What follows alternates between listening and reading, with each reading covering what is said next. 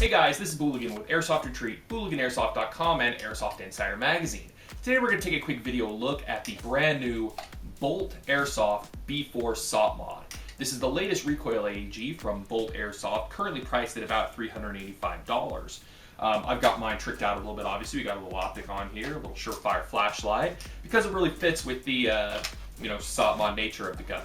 So how this gun works is it features a essentially standard version 2 gearbox. However, it utilizes a couple of special features to give you recoil. There is a recoil weight system located inside the buffer tube that gives you actually pretty good kick for an AEG.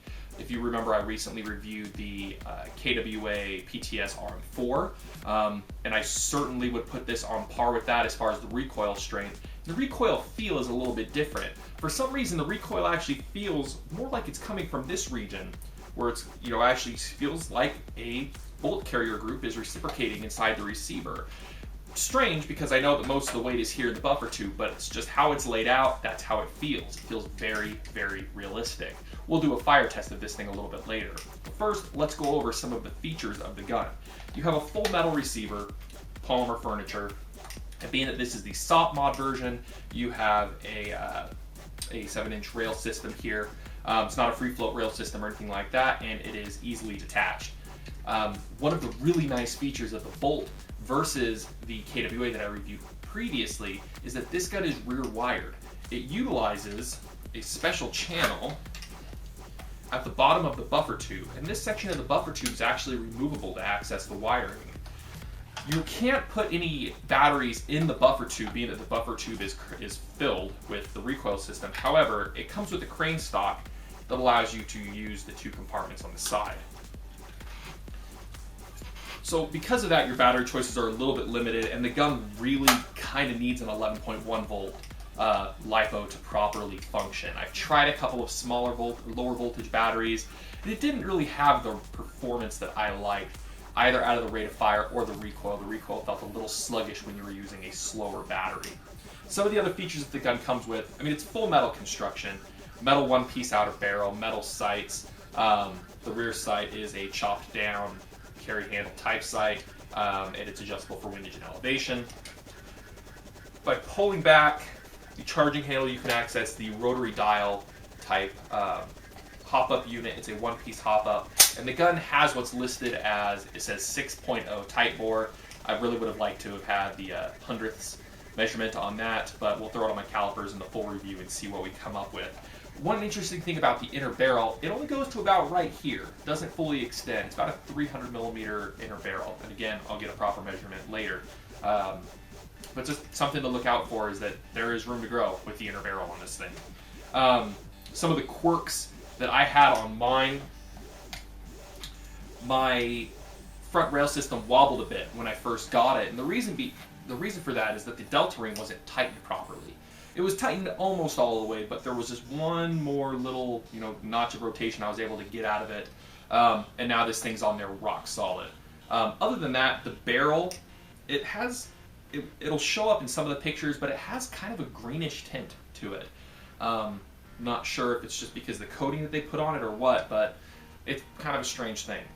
The gun includes an orange plastic flash hider that's installed from the factory. However, they do include a steel black metal flash hider in the box, so it's pretty good deal there.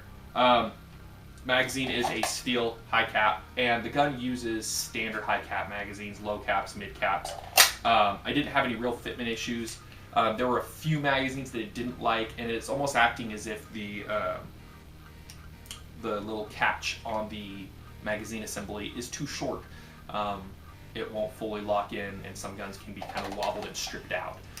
So we'll do a full comparison test in the full review again, which will be on BooliganAirsoft.com and Airsoft Retreat. Let's go ahead and take a look how this thing shoots. All right, first we're going to do a quick recoil test using my trusty Tenergy 11.1 volt 1000 milliamp hour battery. Connect to the rear wire there.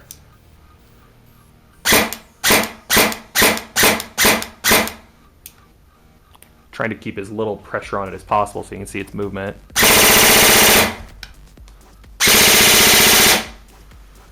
Let's see.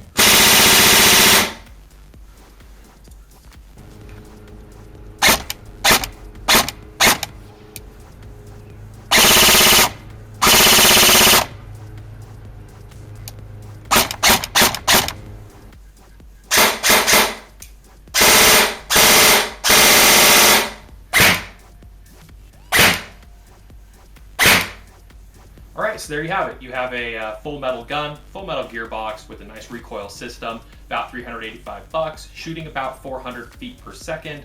Rate of fire will obviously depend on the battery that you use, and the gun really, really likes lipos. Overall, I like it. I think it makes a great recoil skirmish gun. It doesn't have some of the cool features that the RM4 had to make it a better training gun, but for training purposes, I mean, depending on what you need to use it for, it certainly will get the job done. So many thanks to Bolt Airsoft for their review support, for sending this little lady over to come across our review bench. Be sure to check out Airsoft Retreat and BooliganAirsoft.com for the full reviews. I also want to take a second to thank Cast Gear.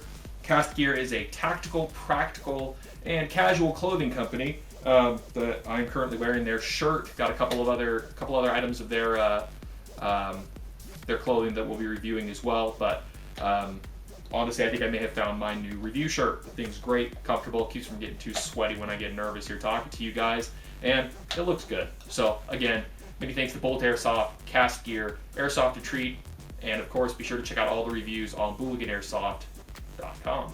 Thanks for watching.